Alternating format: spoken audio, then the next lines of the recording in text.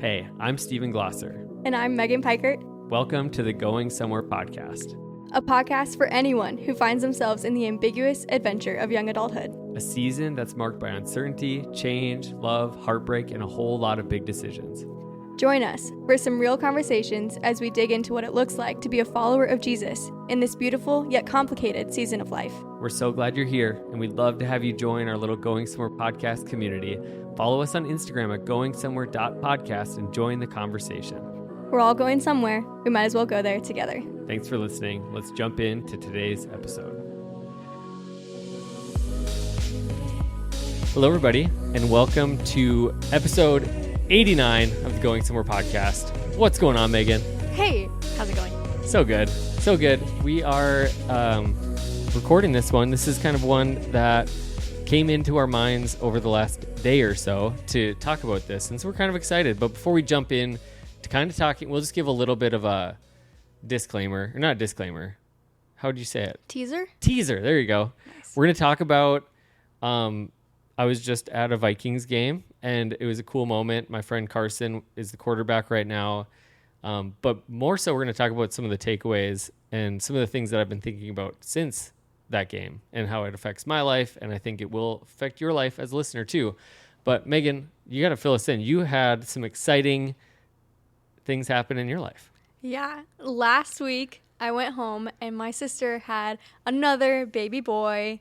Let's go. So exciting. So that is my third nephew, and his name is Cam.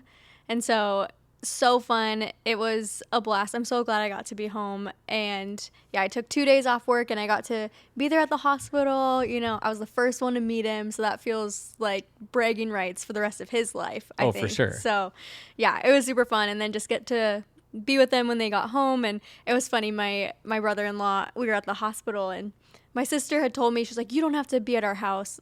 My sister had told me, you don't have to be at our house. We'll be good. Kind of had made that plan. And then Jarrett at the hospital goes, you're coming to our house, right?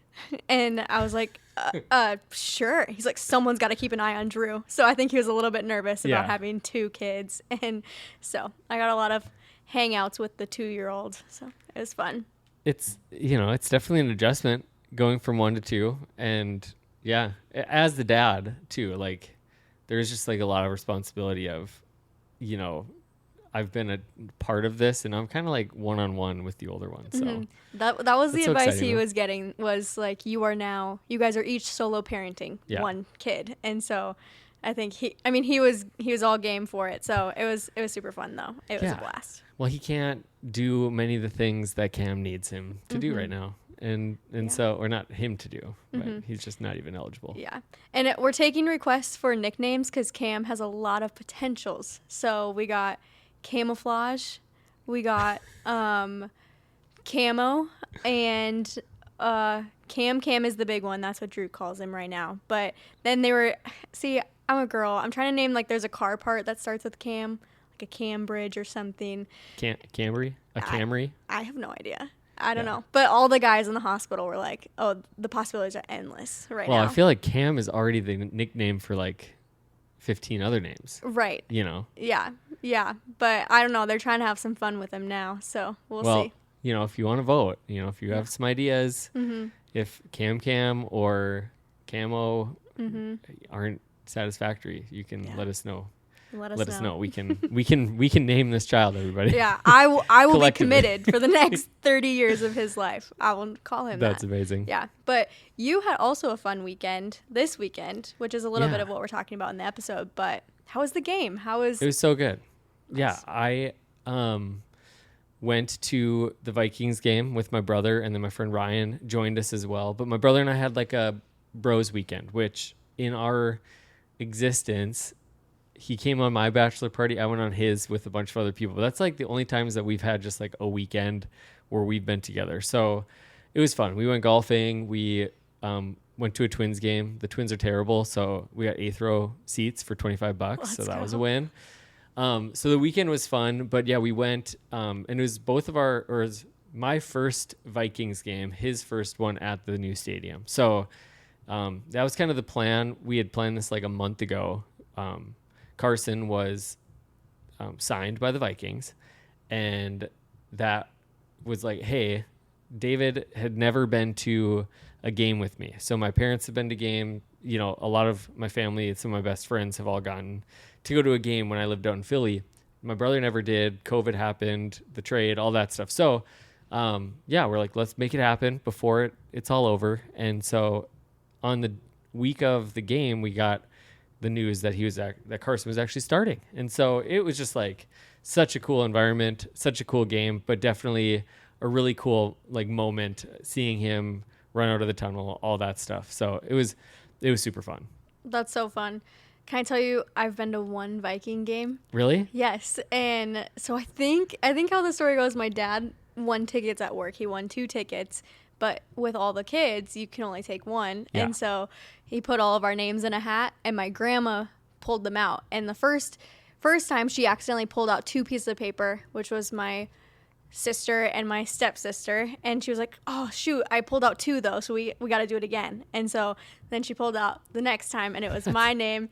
And Matt to this day swears that his name wasn't in the hat because it was the only one not drawn, but I got to go as like a 7-8-year-old little girl. There's Nice. a picture of me. I have like my dad bought me a hat, so I had like a Viking helmet and the braids, and didn't know a single thing about football.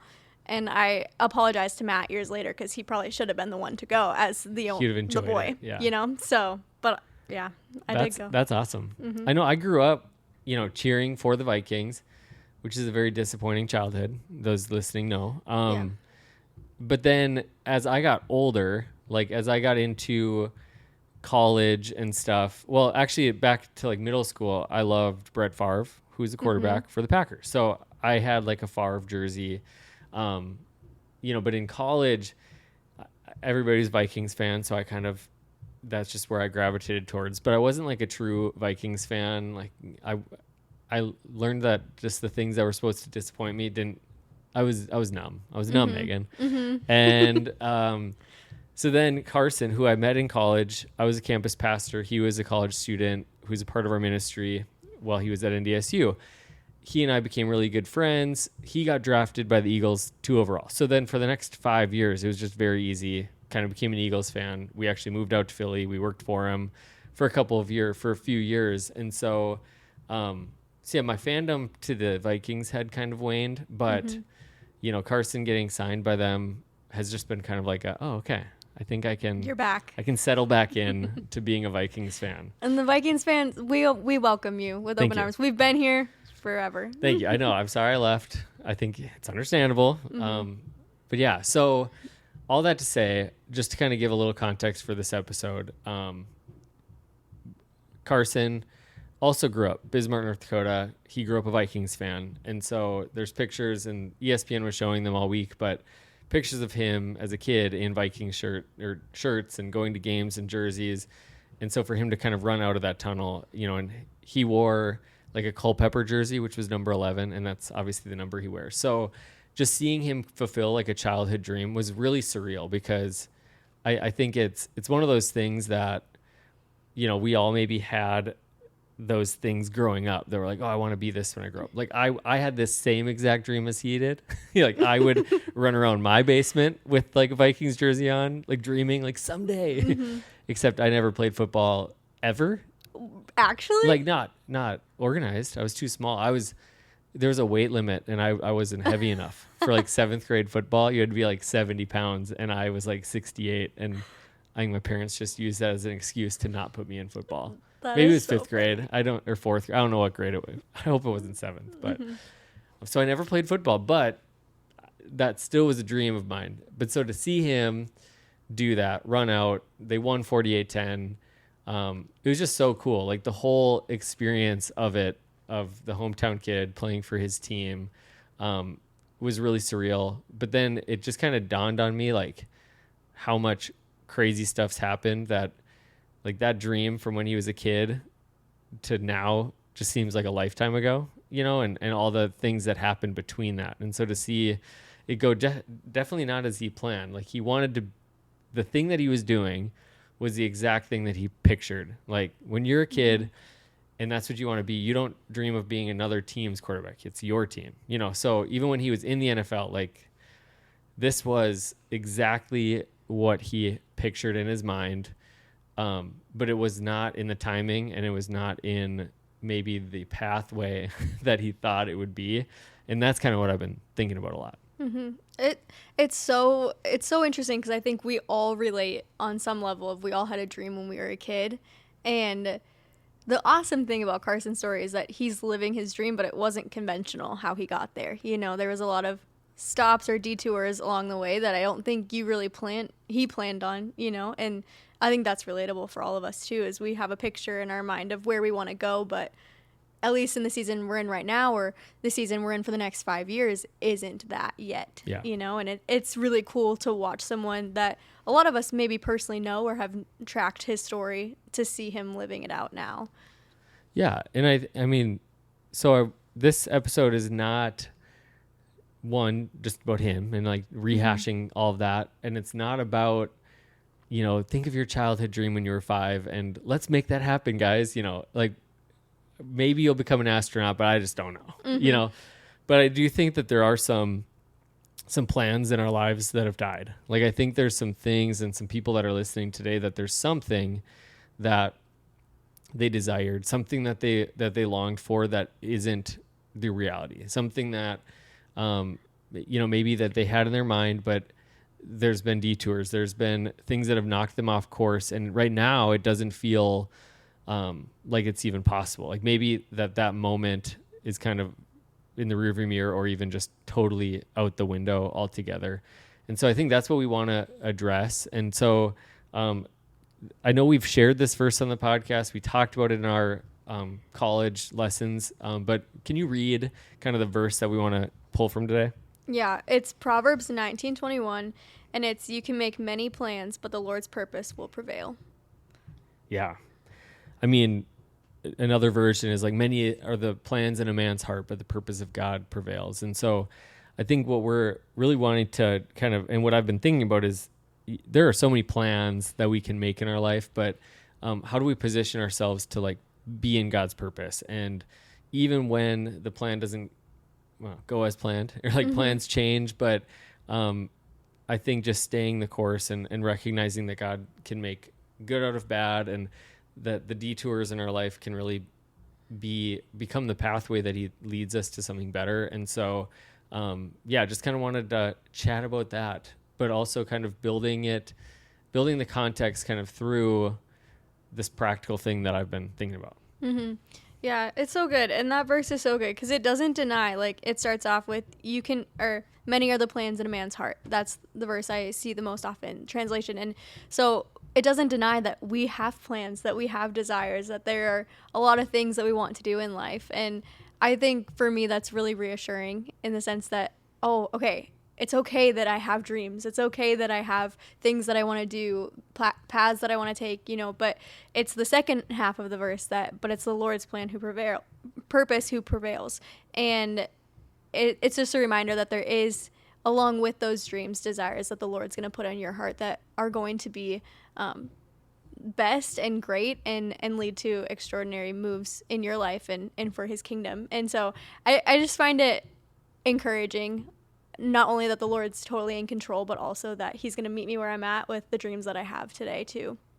Yeah. And I think it's also about finding him in that place, you know, and I think it's sometimes easy to kind of, we wouldn't probably think of it on a normal way this way, but like almost unconditional love and acceptance for God. Like we have this picture of our life that until that's the reality, we will kind of look a little tilted at God and his character, because it's like, well, God, I thought this was where I would be, or I thought this was what I would have, or I thought this was, you know, what my life would be like.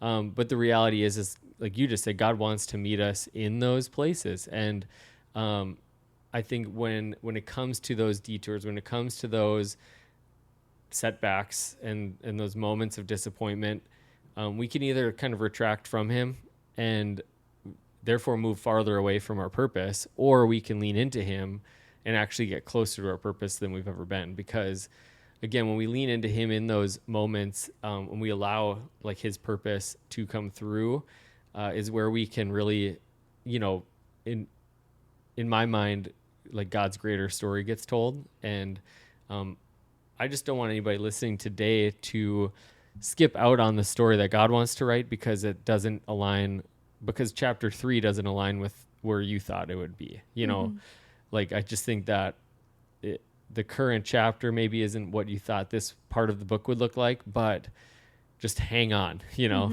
and see where it leads. And so, yeah, from Carson's vantage point, so to kind of back up again, I know some of you know the story, some of you don't care about football at all. So just listen from like the humanity side. You know, he obviously as a kid dreams of being in the NFL. He gets drafted 2nd overall, 2016, to the Eagles.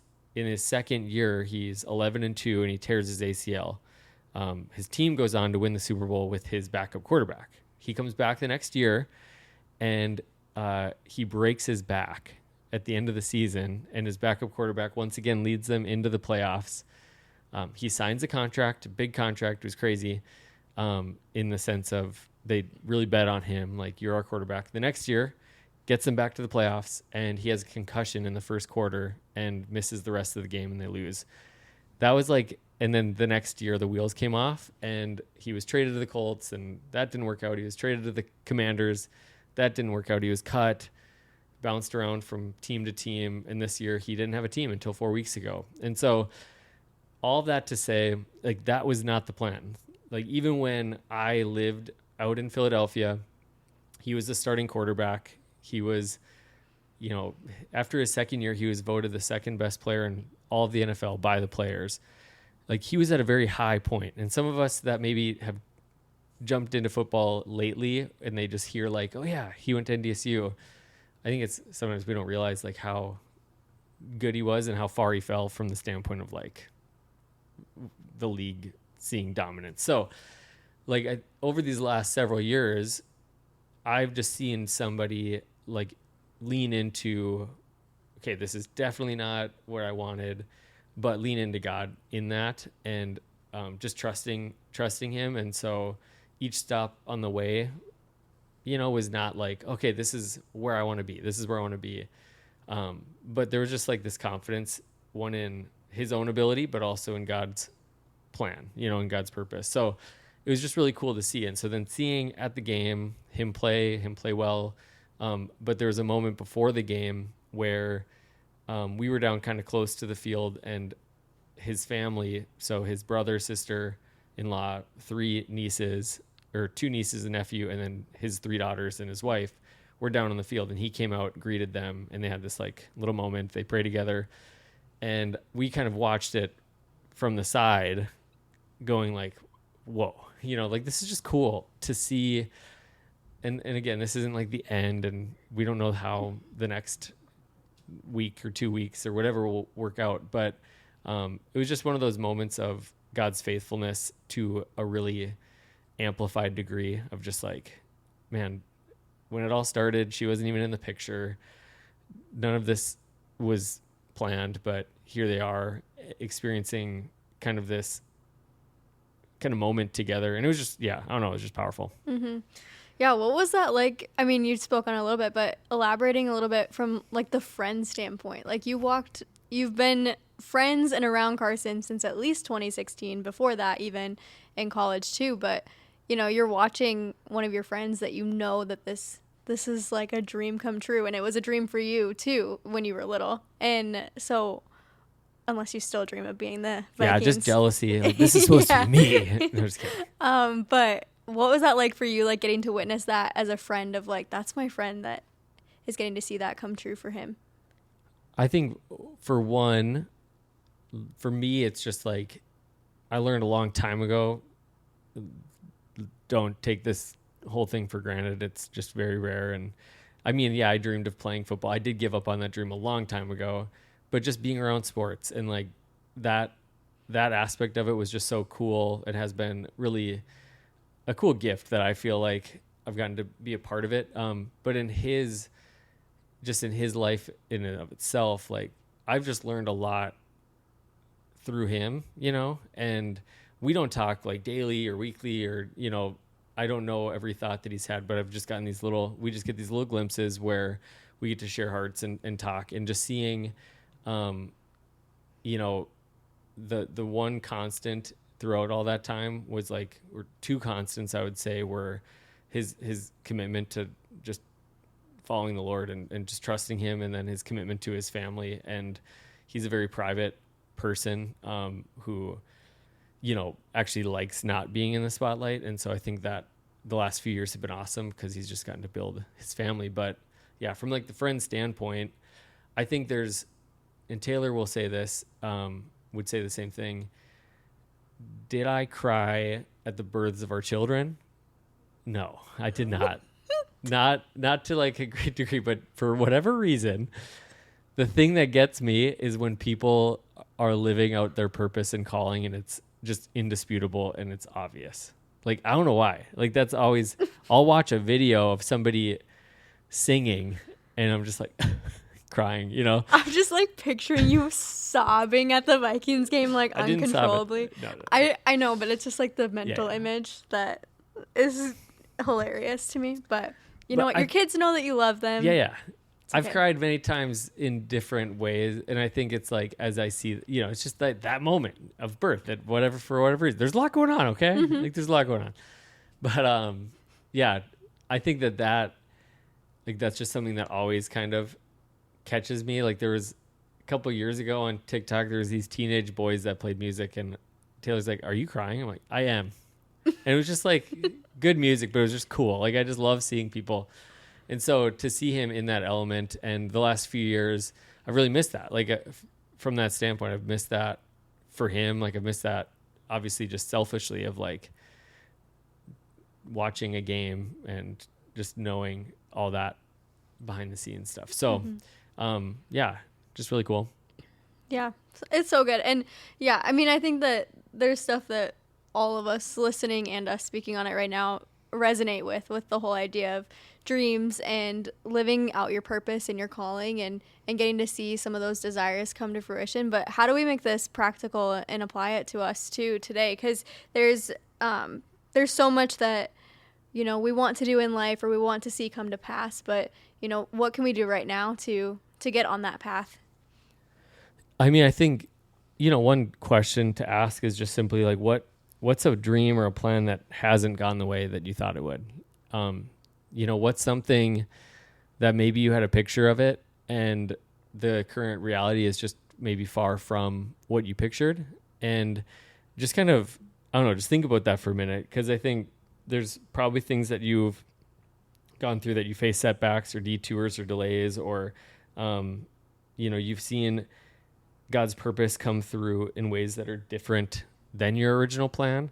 And just like asking yourself, what are those things? And it could be, you know, a marriage. Yeah. Like I was just thinking, like, I think there's somebody listening today even that maybe that moment when they were at the altar and they were sharing their vows and they made all these promises, and just time and time again, those promises have been broken, you know, and maybe they're just little subtle things, but maybe that vision that when they got on that knee or when they were stood at that altar of what this marriage could look like is just really the farthest thing from it. You know, it feels dull. It feels like the life has been sucked out of it, or just like the goal is just, let's keep moving, you know, and the joy is gone and the passion is gone. Like, I think there's that person, or, you know, I just think I have friends that have kids that are older than mine that they've watched their kids make decisions that hurt them, and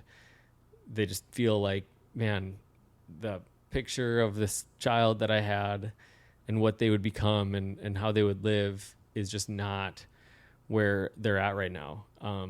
You know, I've met with parents that have kids that are in trouble at school and just behaviors and stuff. And I think no parent, when they're holding that baby and is like, yeah, I'm gonna have to make decisions about their schooling. I'm gonna have to make decisions about their behavior and, you know, how they spend their time and how I parent that. Like, we just don't think about that. And so when you're in that, it just feels really helpless. Or, you know, a career or a calling that feels closed off. A person that, you know, maybe just had a picture of, I want to do this or I want to become this, and what they spend their time doing 9 to 5 is nothing like that. And I think that it's easy to go, okay, where did I get this wrong, or where did God get this wrong, and now what am I to do? Like, have you had any of those moments in your life? Yeah, I mean, 100%. And there, I feel like I've had the moments multiple times. You know, it hasn't just been a one culmination, but I mean, I've had like, yeah, I've shared this I think on the podcast before too. But like when I worked for Delight Ministries, it was my dream job going in. Like this is I was gonna live and die in Delight. Like when I moved to Indiana, I remember specifically telling my family I'm never coming home. Like this is what I'm gonna do now. Like I'm gonna live here. I'm gonna work at the Delight headquarters. Like, and that year there was a lot that went into ending that dream and moving on in a different direction. But it was one of the hardest things to have to come to realize that my dream has to change, and this was what God had for me for this season, but it's not all that he has for me. And I think we come at it from both ends. You can get to a point where you're like, oh, I didn't realize I'm not living in the dream that I had. But I think also sometimes you're living in the dream and the dream changes and the season changes. And with that just comes a call for change in your life. And that is really hard to surrender and let go of and say that, okay, God, I want you more than I thought I wanted this. And so I've had that kind of similarly take place throughout my life. But that was a big one where I remember coming face to face. I was like, this is the dream job though. Like, this is it.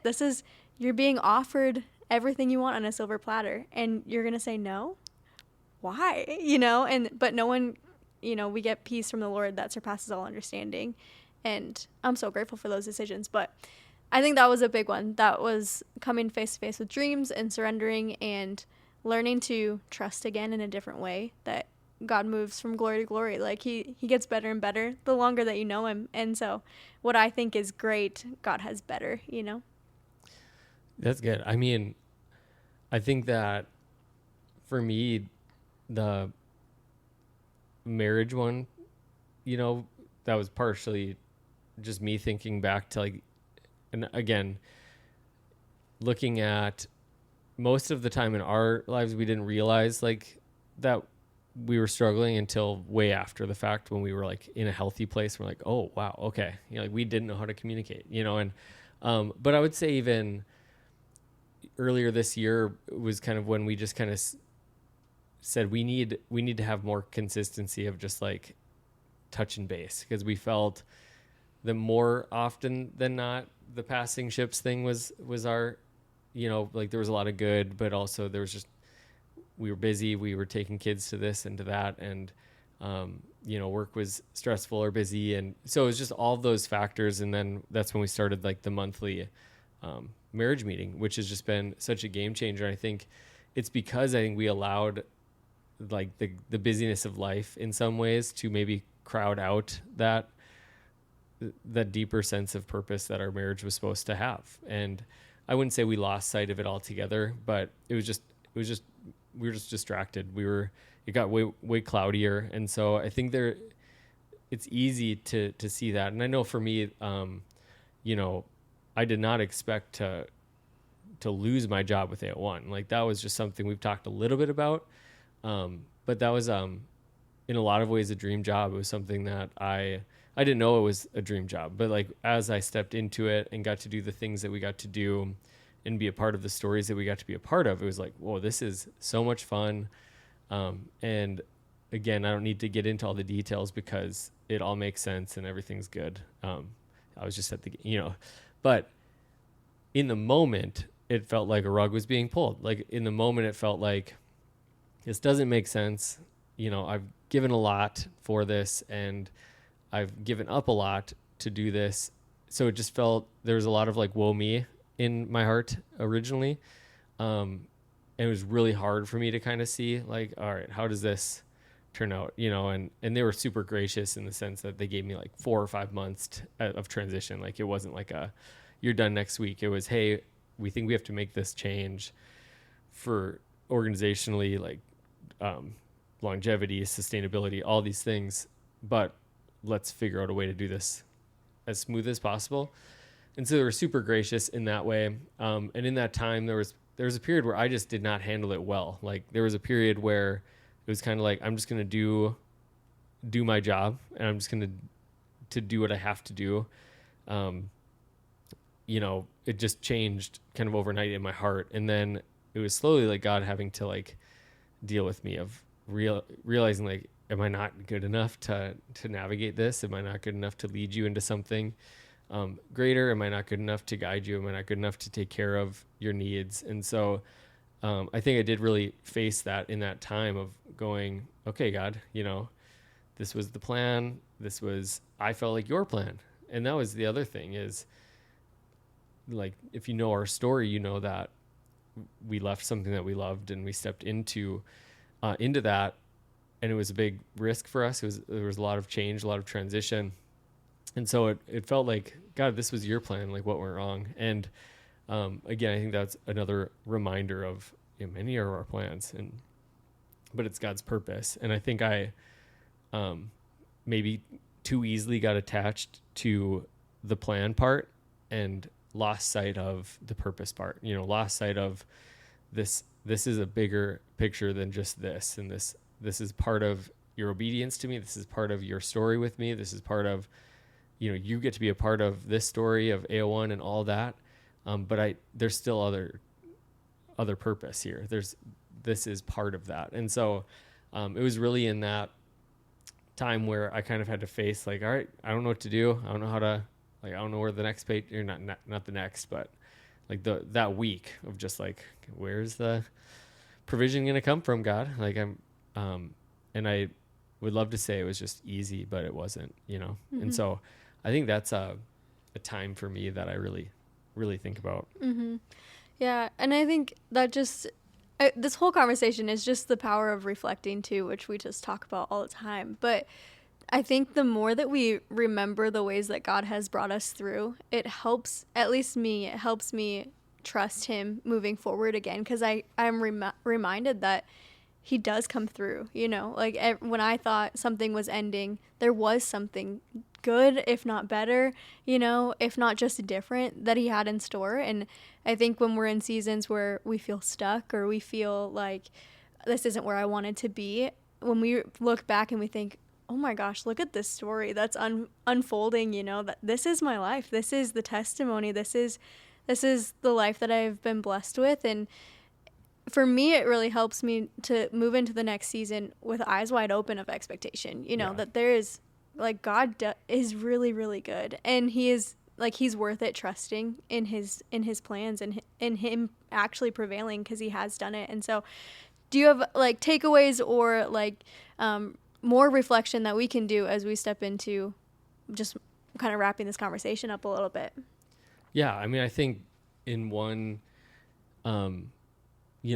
seasons do change. And I think one kind of thing from nature that I think about is, obviously wildfires stink and all that stuff. Just wait, Megan. Megan's looking at me like I'm crazy.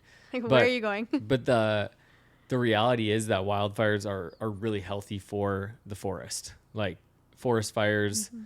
Yeah, don't listen to Smokey, people. But so don't start. Nobody start fires right now. But the aftermath is usually the soil becomes fertile again, and better things grow, and things grow better. And so I think it's in the same way in our lives that something kind of sweeps through our life that feels really bad, and it feels like this is not what I expected, but it is in that place that God oftentimes uses that as the soil to build something better on. What feels like a detour is oftentimes preparation. What feels like a setback is usually just a switchback, and if you go hiking, there's times where you turn your back to the destination. Like you turn what feels like you're going farther, or you start going down when you're trying to go up, but it's part of the path, it's part of the plan, and it's a necessary step. And so I think it's oftentimes very hard to see that, but just learning to embrace that. And so I've just a few things. One, just encourage you to journal or talk to a friend about what am I holding too tight, or where am I holding too tightly to my own plan? Where do I need to trust God's purpose instead? So is there something that is leading me to a lot of disappointment because it's not maybe what I expected it to be? And how can I give that over to God? And looking back at a detour, maybe seeing how God's led you to something better, like thinking back to a time where you saw a detour, but really it has become a part of the path that God's used for better things. So there's a few things that you can journal, but just a couple practical things. The first one is name the grief, don't just bury it. When you do deal with disappointment, when plans fall apart, pretending it doesn't hurt will not lead it to being better. Like the fake it till you make it thing just doesn't work. It might kind of be a medication for a moment, but it really isn't healing. And so really not naming it, not being able to say, I think on the surface, so even when the AO1 thing happened for me, it was like I kind of went quick into PR mode, and it was like a self-preservation thing, when I talked to my few close friends. So it wasn't like I was void of that, but for the most part, it was just really, it was much easier at that time just to be like, yeah, it's all good, and I was offered a job at the church shortly after that. So like even my worries were met, and God's very faithful, but at the same time, like I had to walk through it. Like I had to walk through like, no, this does stink. This isn't what I wanted. This isn't what I expected. I'm going to miss things. There's the things that I've been doing that I won't get to do anymore.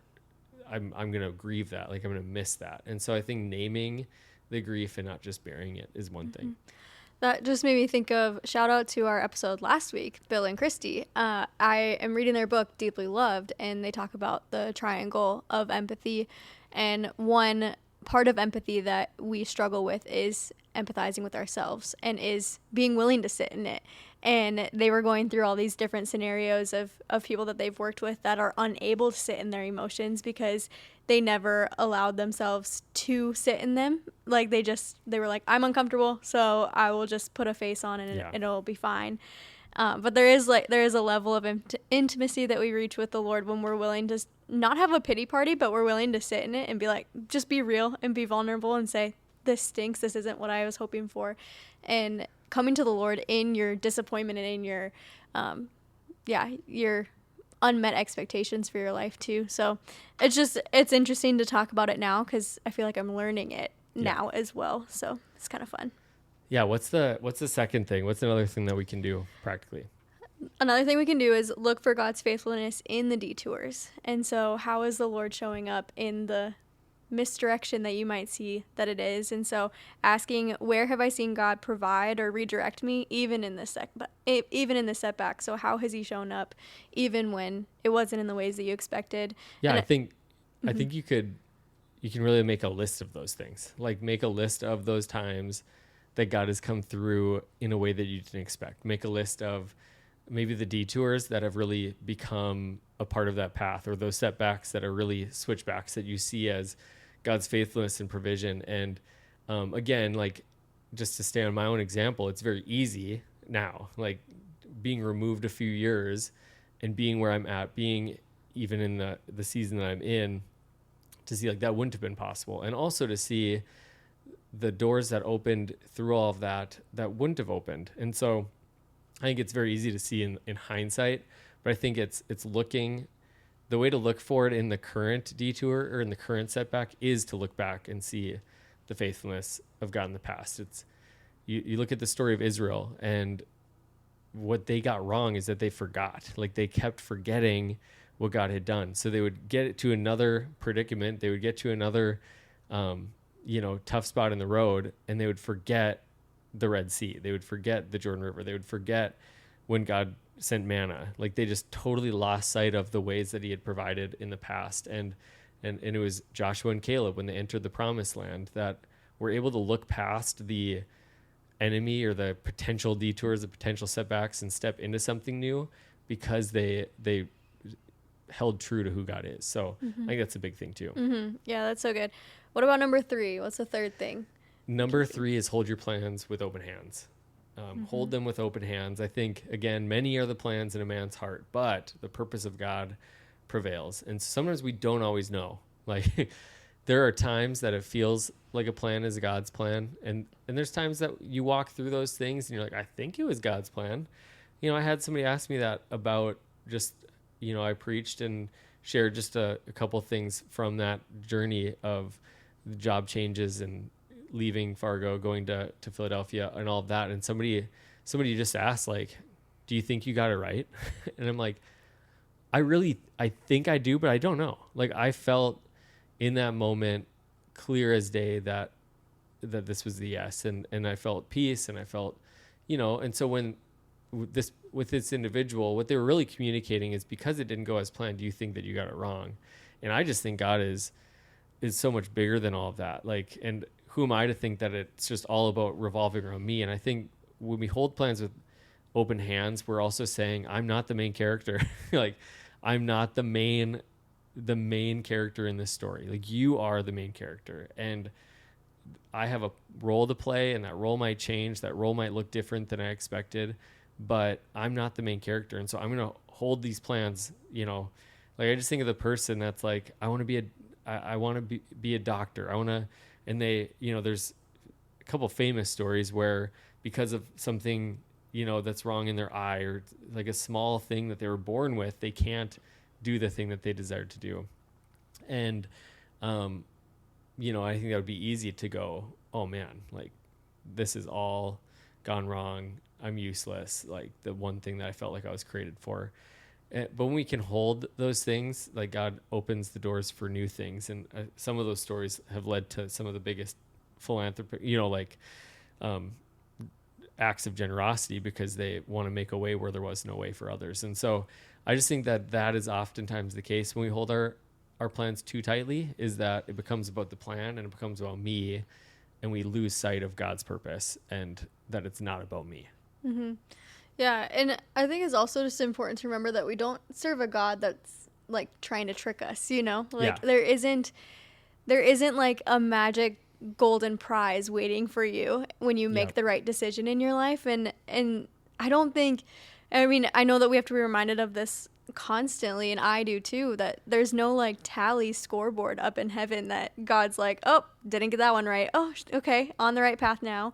I think that he's a faithful God that's willing to take the journey with you, and he's willing to show up and bless you when decisions are made honoring him and partnering with him and praying to him in all of it. And I just think that, I think we can get caught up in, like, is this right? Is this right? Is this right? And it's like, at least in my experience, I think the Lord's in it for the long haul with us, and he's willing to journey with it wherever that takes us, as long as we're doing it with him and together.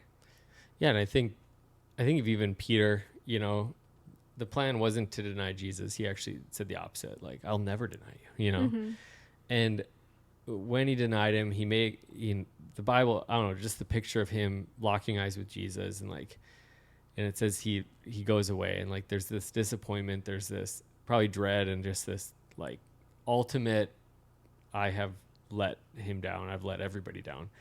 And, Jesus' response was to reinstate him. Jesus' response was to test him, but to bring him back in, and then to give him purpose, And so I just think, again, that idea, and what we can pray is, God, like, this is my plan, like, this is what's in my heart. This is my desire. This is what I'm hoping for. But at the end of the day, I want to trust your purpose. And so make that clear to me, and help me to walk in that. And he will, he wants us to walk with him, which brings us to the fourth thing. And the final thing is just to take the next faithful step.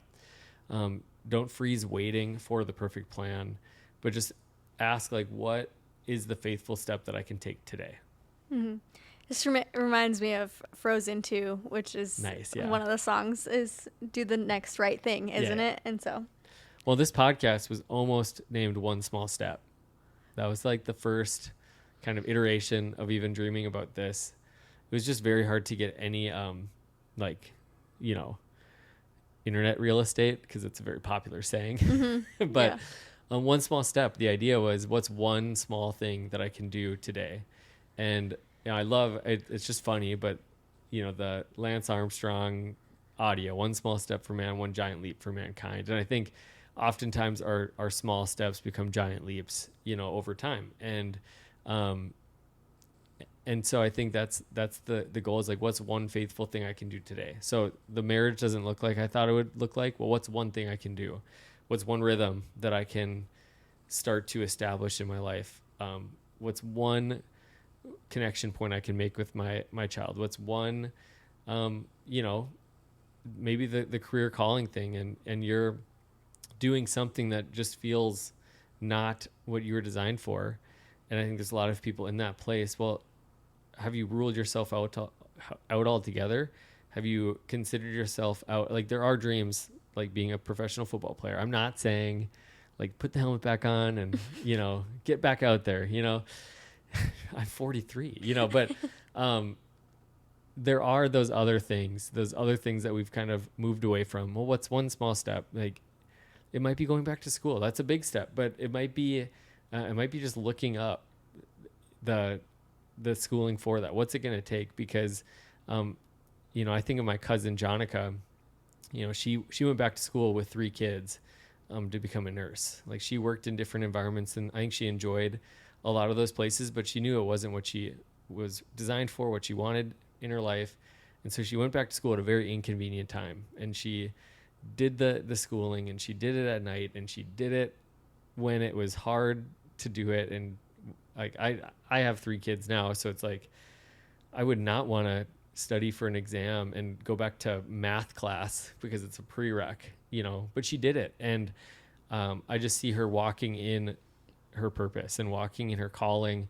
And it's really cool to see that, because she could have so easily said no. And we know Pat, who did NVLC last year, who was in her 60s, 70s, and just, for the longest time had felt a call to ministry early on in her life. And she had kids and, just got caught up in life. And it wasn't until last year where she's just like, God, I think I'm supposed to say yes to this. And she signed up, and that was her small step. And it's just so fun to see like how that year of equipping, it just continued to prepare her for what God has for her, and for her to be more confident in the calling that she's living out. Mm-hmm. Yeah, this conversation now gets me excited. I want to hear what people's dreams are, what their small steps are, even like the practicals. I was thinking as you were sharing, what's your small thing? And, if it's your marriage, like you want that to be improved, like ask your spouse on a date, just like start small, even though that might seem big right now. And so, maybe we should put up a poll on Instagram. That's like, what's your dream? What's your next small step that you're going to take? Because I think people could get a lot of ideas off of that too.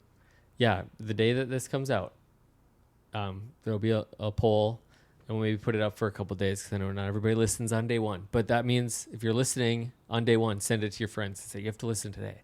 But also, it'll be in the past because of how we record these. But Carson gets another start, and it's in Ireland. It's crazy. They're playing an Ireland game, and it's the first one in history, and it might go well and it might go poorly. And so I think like that's the point, is that by the point in time you're listening, he might not be the starting quarterback for the Vikings, because the purpose wasn't for him to be the starting quarterback for the Vikings. Like, this is just like a treat that sometimes we get to experience in that way. But I think the pull away, the takeaway for me has just been, man, I think there's things that from that point, wearing the jersey in the stadium as a kid, to walking out of the tunnel, having your name called as you walk onto the field, like there's a big gap in my life between some of those things. And I don't want to live in a place where I don't think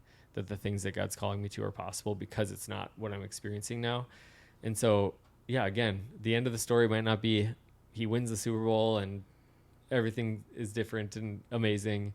Like, it could just be he played a couple games and got these moments, and these moments could be the part that, that he gets to think back on. And, his daughters haven't seen him play much football, and because that was before they were born. And so all of that we don't know always the purpose in it. We don't always know the story, even when it's happening. But you can just trust that God brings us and will take you into those places if you're willing to walk with him. But I hope this episode was encouraging.